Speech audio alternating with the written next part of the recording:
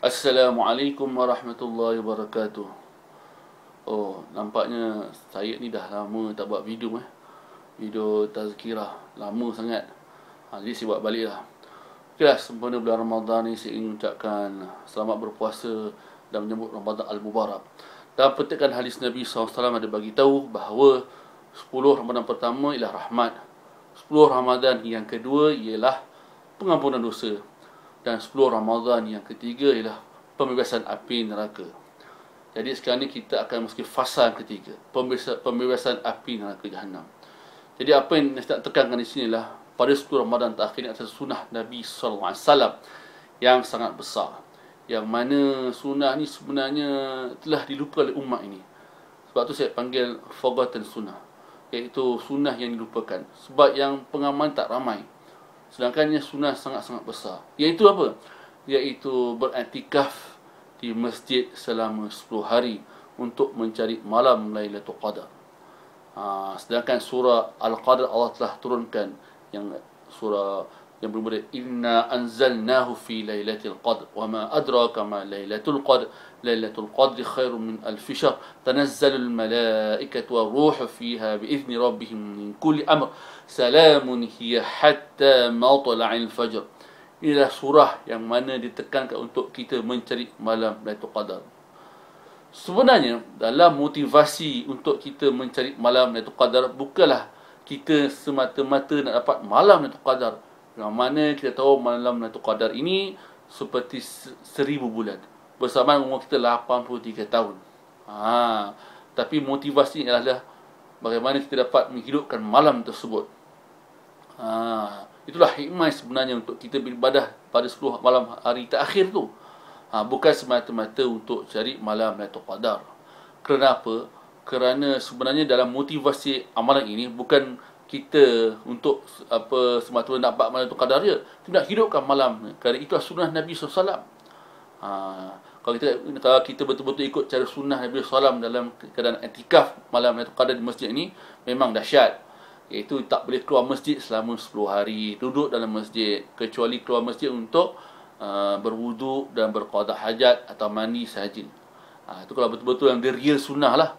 Tapi untuk kita yang iman lemah, kan, sekurang-kurang dapat iktikaf waktu malam 10 hari ini pun sudah memadai. Jadi ini satu perkara yang mana ini umat telah tinggalkan. Tak ramai yang dapat iktikaf selama 10 hari di masjid.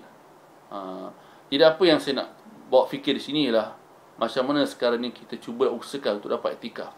Khususnya kaum lelaki dapat datang ke masjid, dapat iktikaf. Bawalah bedding ataupun bantal dan tilam dan sebagainya untuk kita iktikaf. Untuk kaum wanita pula, dia berqiyamul lail di rumah saja. Kecuali kalau masjid itu tidak ada tempat untuk wanita untuk beriktikaf, maka tidak ada masalah. Dia datang dengan mahram dia, dan pihak masjid menganjurkan untuk beriktikaf tu tak ada masalah. Tapi kalau masjid itu tidak ada khusus untuk perempuan beriktikaf, hanya lelaki saja, maka lelaki saja yang beriktikaf. Perempuan boleh iktikaf di rumah masing-masing. Tentang sebab iktikaf ni ramai buat alasan, kata besok kerja, sebagai pelajar besok ada sekolah.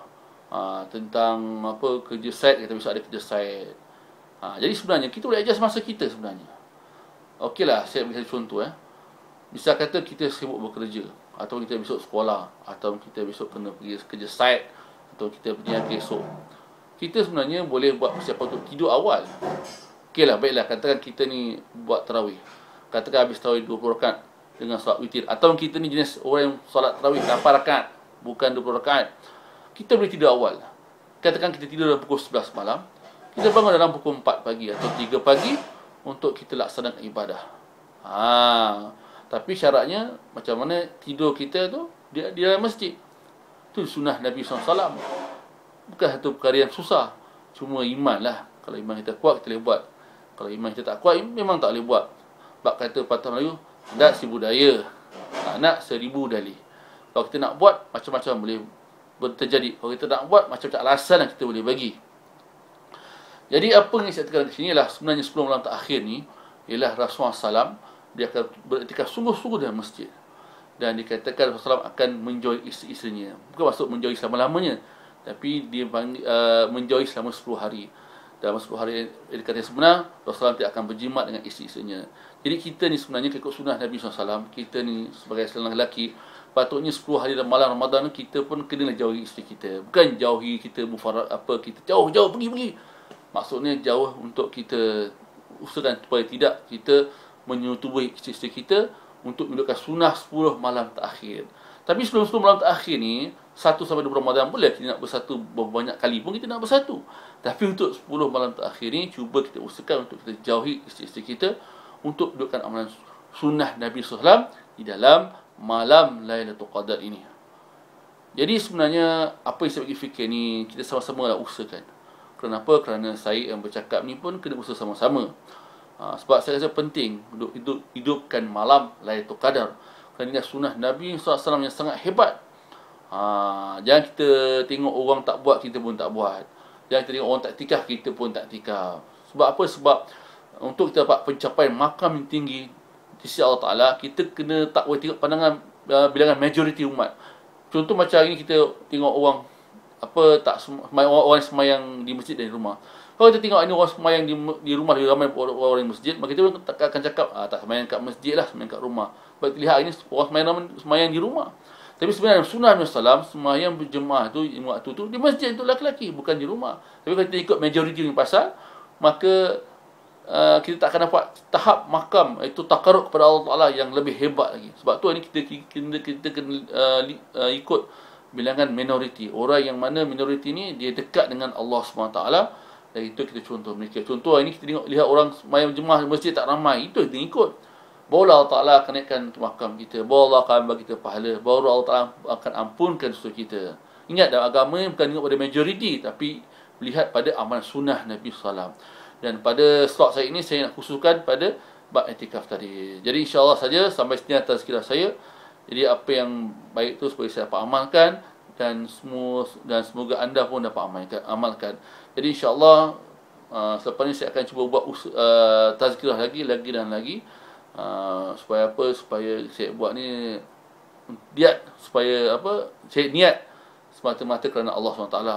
Jadi kalau anda berminat dengan tazkirah saya, anda boleh subscribe di YouTube saya 1972 Nadzirin, dan jangan lupa sebarkanlah video-video ni, video-video tazkirah saya ini pada mereka-mereka yang tak tahu lagi. Mudah-mudahan anda semua dapat pahala percuma daripada Allah Ta'ala. Okay, sekian.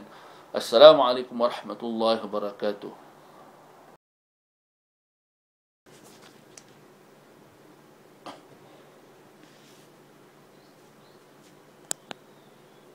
Allah.